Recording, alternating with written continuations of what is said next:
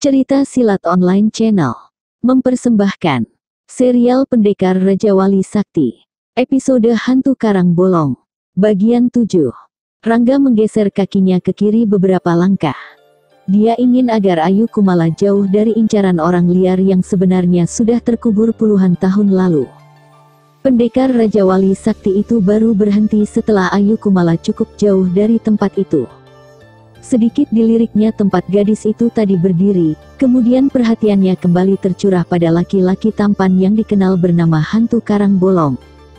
Sebelumnya, belum pernah aku memberi kesempatan hidup pada seseorang yang lancang mencampuri urusanku. Tapi karena kau telah berjasa menyempurnakan kehidupanku, maka baru kali inilah aku mengucapkan rasa terima kasih pada manusia. Sayang, rupanya kebaikan hatiku kau sia-siakan, dingin dan datar suara Hantu Karang Bolong. Terima kasih, ucap Rangga tidak kalah dinginnya. Sekali ini aku rasanya masih bermurah hati lagi padamu. Dan sebaiknya cepat tinggalkan tempat ini sebelum aku berubah pikiran. Nada suara Hantu Karang Bolong terdengar mengancam. Sayang sekali, aku ada urusan sendiri di sini, sahut Rangga. Aku tahu urusanmu, anak muda. Sayang, terpaksa aku harus membunuhmu. Aku tidak suka ada duri dalam diriku. Begitu mudahnya kau mengatakan membunuh. Rasanya sukar untuk kau lakukan, ejek Rangga geram. Hahaha. Hantu Karang Bolong tertawa terbahak-bahak. Sikapnya begitu meremehkan, dan tidak memandang sebelah mata pun pada pendekar Raja Wali Sakti. Sedangkan Rangga sedikit pun tidak memandang ringan pada Hantu Karang Bolong. 2 kali bentrok dan sudah bisa diukur tingkat kepandaiannya. Meskipun saat itu Hantu Karang Bolong masih berbentuk makhluk setengah mayat. Dan Rangga belum bisa memastikan apakah akan mampu menghadapinya. Akibat dari pukulan Aji Cakra Buana Sukma, kehidupan Hantu Karang Bolong bisa menjadi lebih sempurna lagi.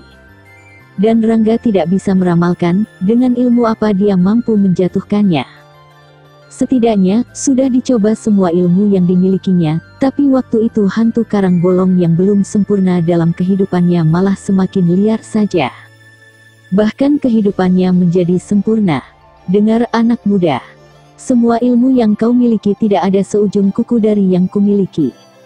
Kau memang boleh bangga dengan ilmumu. Tapi, di hadapanku kau harus lebih banyak belajar lagi. Paling tidak butuh waktu 50 tahun untuk menyamaiku, kata Hantu Karang Bolong pongah. Boleh kita coba, tantang Rangga. Keparat, rupanya kau tidak bisa dikasih hati, anak muda. Geram Hantu Karang Bolong. Maaf, kau juga tidak bisa dibiarkan hidup lebih lama lagi. Tempatmu bukan di sini. Seluruh dewa di kahyangan mengutuk kebangkitanmu kembali. Hahaha, tidak ada satu dewa pun yang bisa menandingi kesaktianku, anak muda. Hantu Karang Bolong semakin pongah. Tapi aku bisa membuatmu kembali mendekam di dalam kubur. Kurang ajar. Kurobek mulutmu, bocah keparat. Hantu Karang Bolong benar-benar geram mendapat tantangan terbuka begitu. Dia segera berteriak nyaring, dan melompat menerjang pendekar Raja Wali Sakti.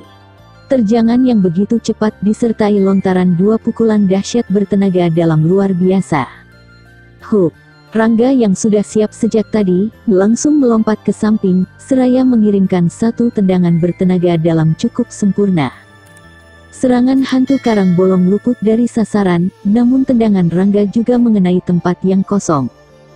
Mereka kembali saling berhadapan, dan kembali bersiap untuk melakukan pertarungan. Pertarungan tidak bisa dihindari lagi. Masing-masing segera mengerahkan seluruh kemampuan yang dimiliki. Sementara itu di tempat yang cukup jauh, Ayu Kumala memperhatikan jalannya pertarungan itu dengan hati diliputi kecemasan. Kepalanya menjadi pening mengikuti setiap gerakan 2 tokoh sakti itu. Sangat sukar bagi Ayu Kumala untuk mengikuti setiap gerak pertarungan itu. Dan memang, baik Rangga maupun Hantu Karang Bolong bertarung menggunakan jurus-jurus yang sukar untuk diikuti pandangan mata biasa.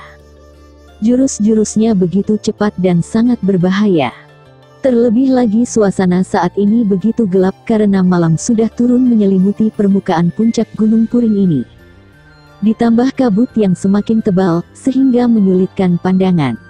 Sementara pertarungan di puncak Gunung Puring terus berlangsung.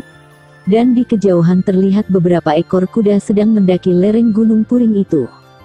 Ada sekitar 8 ekor kuda yang dipacu cepat. Tampak paling depan Ki Giri bersama kepala desa Caruban. Suara ledakan dan gemuruh dari puncak gunung, membuat mereka menghentikan lari kudanya. Ki Giri dan kepala desa itu saling berpandangan sesaat. Tampak wajah mereka begitu diliputi kecemasan. Mereka sama-sama memandang 6 orang pemuda yang berada di belakang.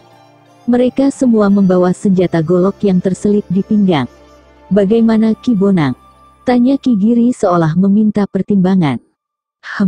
Ki Bonang hanya menggumam tidak jelas. Pandangannya kembali mengarah ke puncak gunung yang kelam tertutup kabut tebal. "Sepertinya mereka sudah bertarung Ki," kata Ki Giri lagi, yang juga tengah menatap ke arah puncak Gunung Puring. Mudah-mudahan kita belum terlambat membantu pendekar Raja Wali Sakti," ucap Ki Bonang setengah bergumam. "Kenapa tidak kau berikan saja besi kuning itu pada anakmu?" tanya Ki Giri seraya menghentakkan tali kekang kudanya. Ki Bonang tidak menyahut. Juga digebah kudanya agar kembali berpacu cepat mendaki lereng gunung ini. 6 orang pemuda yang mengikutinya, juga segera memacu kudanya mengikuti 2 orang laki-laki tua yang terpandang di desa Caruban. 8 ekor kuda itu terus berpacu cepat menembus pekat malam, dan kelebatan hutan di sekitar lereng gunung itu. Namun sepertinya mereka sudah sering melintasi jalan ini, sehingga tidak sukar untuk mencapai puncak Gunung Puring ini.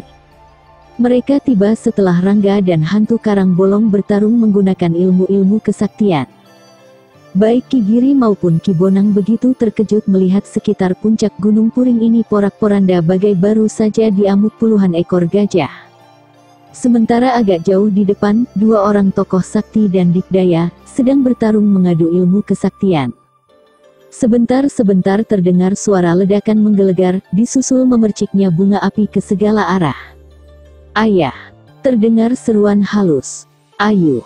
sentak Ki Bonang begitu melihat putrinya berlari menghampiri. Ayu Kumala langsung menghambur memeluk ayahnya, lalu segera dilepaskan pelukannya. Ditatapnya Ki Giri serta 6 orang anak muda di belakang kedua laki-laki tua itu. Ayu Kumala menoleh memandang pertarungan yang masih berlangsung sengit. "Apakah itu si hantu Karang Bolong, Ayu?" tanya Ki Bonang pada anaknya. "Benar ayah," sahut Ayu Kumala tanpa menoleh.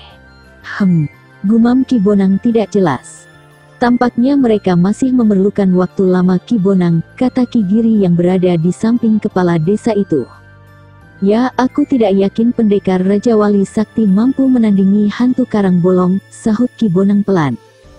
"Kita lihat saja dulu," sergah Ki Giri. Sementara pertarungan antara Rangga melawan hantu Karang Bolong terus berlangsung sengit. Belum ada tanda-tanda bakal ada yang terdesak. Masih sama-sama tangguh, dan masih berimbang. Mereka bertarung sambil bergerak terus menuruni puncak Gunung Puring ini. Dan nampaknya Rangga sengaja mengajak hantu Karang Bolong menuju ke lereng sebelah selatan. Pendekar Raja Wali Sakti benar-benar cerdik. Gumam Ki Giri yang mengetahui maksud Rangga menggiring hantu Karang Bolong ke lereng Gunung Puring sebelah selatan. "Mereka ke selatan, Ki," seru Ayu Kumala. "Memang itu tujuan pendekar Raja Wali Sakti," sahut Ki Giri kalem. "Celaka. Hantu Karang Bolong pasti murka kalau tahu digiring ke sana," desak Ki Bonang. "Mau kemana Ki Bonang?" tanya Ki Giri melihat Ki Bonang sudah melangkah cepat mengikuti pertarungan yang bergerak terus ke arah selatan. "Memberikan besi kuning ini pada Rangga," sahut Ki Bonang terus saja melangkah cepat. "Jangan sekarang," cegah Ki Giri seraya mengikuti, dan mensejajarkan langkahnya di samping Ki Bonang. "Kenapa?" tanya Ki Bonang yang sudah merasa bersalah karena tidak memberikan besi kuning itu cepat-cepat pada Rangga. "Biarkan mereka sampai ke tempat yang dituju dulu. Jangan merusak rencana dan Rangga," kata Ki Giri. Ki Bonang menatap laki-laki tua di sampingnya, kemudian menganggukkan kepalanya.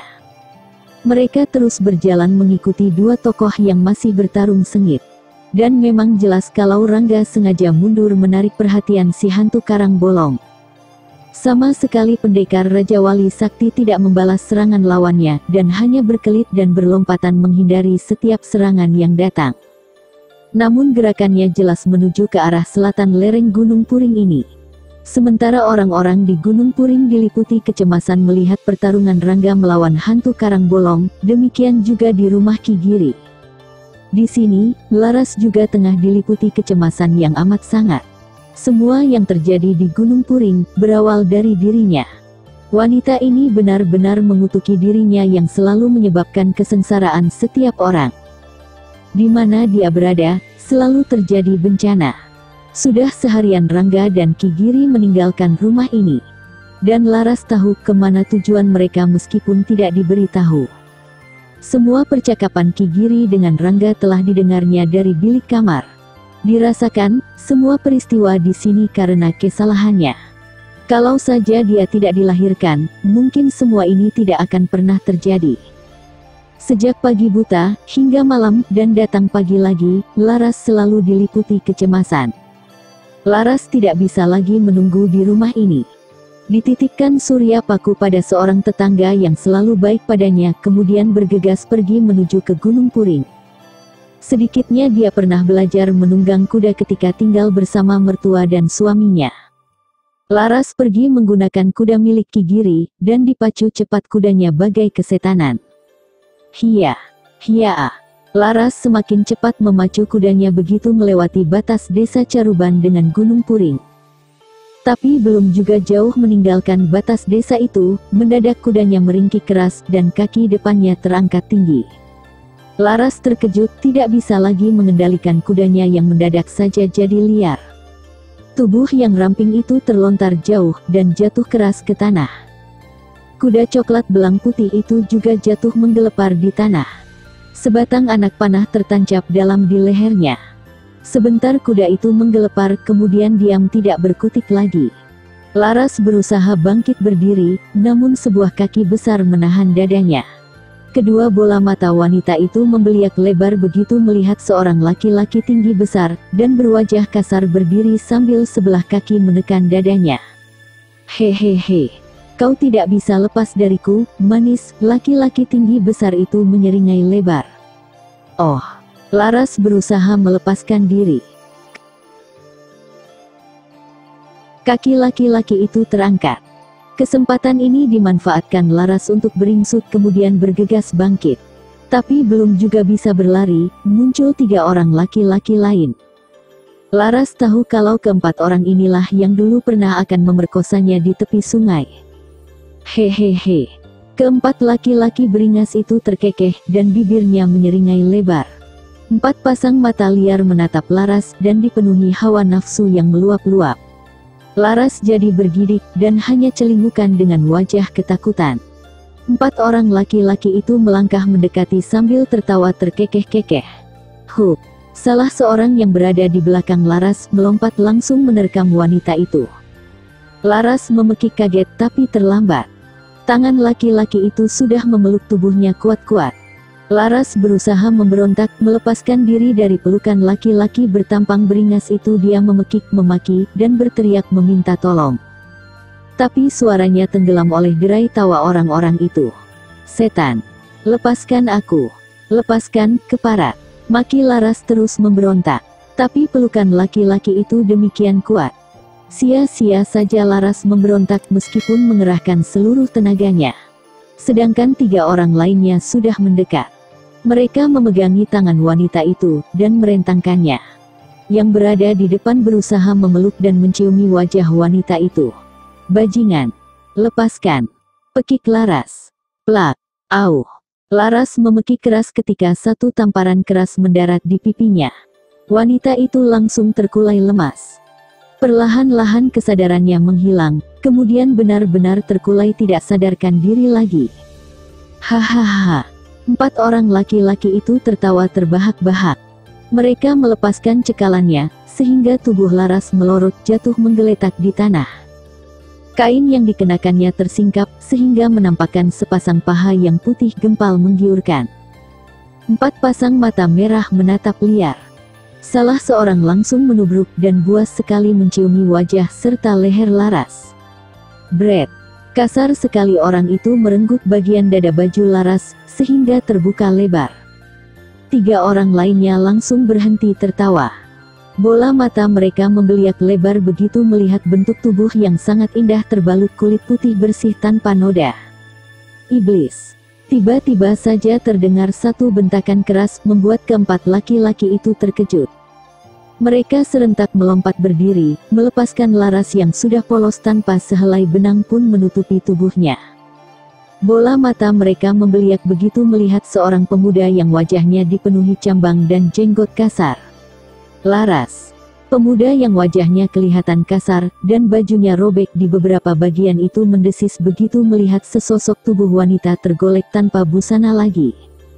Ditatapnya 4 orang laki-laki yang sudah menghunus goloknya. Satu suara geraman terdengar. Pemuda itu cepat melompat sambil mencabut sebilah golok besar yang salah satu bagian matanya bergerigi. Keparat, mampuslah kalian. Hiaa. Wood. Pemuda itu bagai kerasukan setan. Dikibaskan golok besarnya dengan kekuatan penuh. Terang, terang. 2 kali benturan senjata terdengar, maka 2 orang dari keempat laki-laki beringas itu memekik tertahan. Golok mereka terpental jauh ke udara. Dan belum lagi mereka bisa menyadari apa yang terjadi, senjata pemuda berwajah penuh brewok itu berkelebat cepat. 2 pekikan panjang terdengar saling sahut, kemudian disusul ambruknya 2 sosok tubuh tinggi besar. Mereka menggelepar, dan lehernya koyak hampir putus. 2 orang lagi yang tersisa, jadi membeliak begitu melihat temannya tewas seketika hanya dalam satu gebrakan saja. Dan belum lagi bisa melakukan sesuatu, golok besar yang salah satu matanya bergerigi kembali berkelebat cepat bagaikan kilat. Hiaa, aa. 2 orang laki-laki itu tidak mampu lagi berkelit. Golok besar bergerigi pemuda itu langsung membabat buntung leher mereka. Nyawa pun langsung hilang sebelum tubuh mereka menyentuh tanah. Pemuda berbaju kumal dan robek-robek itu, bergegas menghampiri Laras yang belum sadarkan diri. Dia tampak kebingungan, kemudian mengambil kain yang teronggok tidak jauh dari wanita itu. Meskipun banyak koyaknya, tapi kain itu cukup untuk menutupi tubuh Laras. Laras. Pemuda itu berusaha menyadarkan Laras. Agak lama juga Laras tidak sadarkan diri, tapi kemudian perlahan mengerang, dan kelopak matanya terbuka. Dia memekik tertahan ketika melihat seraut wajah penuh brewok berada tidak jauh darinya. Laras langsung beringsut, dan membenahi kainnya. Wajahnya pucat pasi, dan tubuhnya gemetar. Laras, ini aku. Anggas. Pemuda itu menyebut namanya. Anggas. Pelan suara Laras. Wanita itu memandangi seluruh tubuh pemuda yang mengaku bernama Anggas. Sesaat kemudian Laras menubruk pemuda itu dan menangis. Anggas membiarkan saja wanita itu menangis dalam pelukaannya. Lama juga Laras menguras air matanya. Kemudian dilepaskan pelukan itu setelah bisa menguasai diri. Mana anakmu? Tanya Anggas setelah melihat Laras tenang kembali. Ada, sahut Laras. Bagaimana kau bisa begini? Ceritanya panjang, Laras, sahut Anggas. Dipandangi wanita di depannya, kemudian pandangannya terarah pada 4 mayat yang bergelimpangan. Sudah 2 kali mereka berusaha memerkosaku, kata Laras memberitahu. Siapa mereka? Tanya Anggas. Nanti ku ceritakan. Yang penting, sekarang aku harus segera ke lereng Gunung Puring, tegas Laras langsung teringat akan tujuannya semula meninggalkan rumah Ki Giri. Gunung Puring. Ada apa di sana? Tanya Anggas seraya menatap ke arah Gunung Puring di depannya. Nanti ku beritahu. Ayo cepatlah, sebelum terlambat. Sahut Laras. Anggas masih tidak mengerti tapi tidak bisa lagi bertanya. Laras sudah melangkah cepat-cepat meninggalkan tempat itu. Maka, Anggas pun bergegas melangkah juga, dan mensejajarkan dirinya di samping wanita itu. Rasa penasaran masih menghinggapi dirinya, sehingga tidak sabaran lagi bertanya. Laras terpaksa menceritakan semua yang terjadi pada dirinya. Juga tentang kematian ayah mertua dan suaminya di tangan makhluk liar yang bangkit dari kuburnya. Wanita itu tidak lupa menceritakan pertemuannya dengan seorang pendekar muda, yang kemudian membawanya ke sebuah rumah di desa Caruban. Kau sendiri, bagaimana bisa sampai di sini? Laras balik bertanya, meminta penjelasan setelah selesai menceritakan perjalanannya selama ini. Kau tahu, bahwa seluruh anak buah Paman Selong habis dibantai pasukan kerajaan. Waktu itu aku berusaha bertahan, dan meminta paman dan suamimu pergi menyelamatkan diri. Aku sendiri bergegas pergi, tapi pasukan tentara kerajaan itu terus mengejarku. Aku berhasil ditangkap dan dijebloskan ke dalam penjara, tutur Anggas tentang perjalanannya. Bagaimana kau bisa keluar dari penjara? Seorang prajurit penjaga berhasil kuperalat. Aku kemudian terus kabur setelah membebaskan seluruh tawanan kerajaan. Dalam suasana gaduh, aku berhasil lolos dan meninggalkan istana kerajaan itu. Karena yakin kau pasti selamat, maka aku terus mencarimu, Laras. Sayang sekali paman dan suamimu tewas. Aku menyesal. Agak pelan suara terakhir Anggas. Sudahlah Anggas. Semua bukan salahmu. Kau sudah berusaha keras menyelamatkan ayah. Aku menyesal belum bisa membalas budi paman. Sejak kecil aku dirawat dan dibesarkan olehnya. Bahkan Kakang Pandu begitu baik, sehingga menjadikanku seperti adik kandungnya sendiri. Laras diam saja, dan terus saja melangkah cepat dibarengi Anggas yang berjalan di sampingnya. Dia tahu kalau Anggas sejak kecil sudah ikut Ki Selong, dan diangkat sebagai anak. Tidak jelas asal-usul pemuda ini. Yang Laras tahu Anggas adalah adik angkat suaminya. Hanya itu saja. Bersambung ke Hantu Karang Bolong bagian 8. Masih bersama cerita silat online channel. Jangan lupa like and subscribe, terima kasih.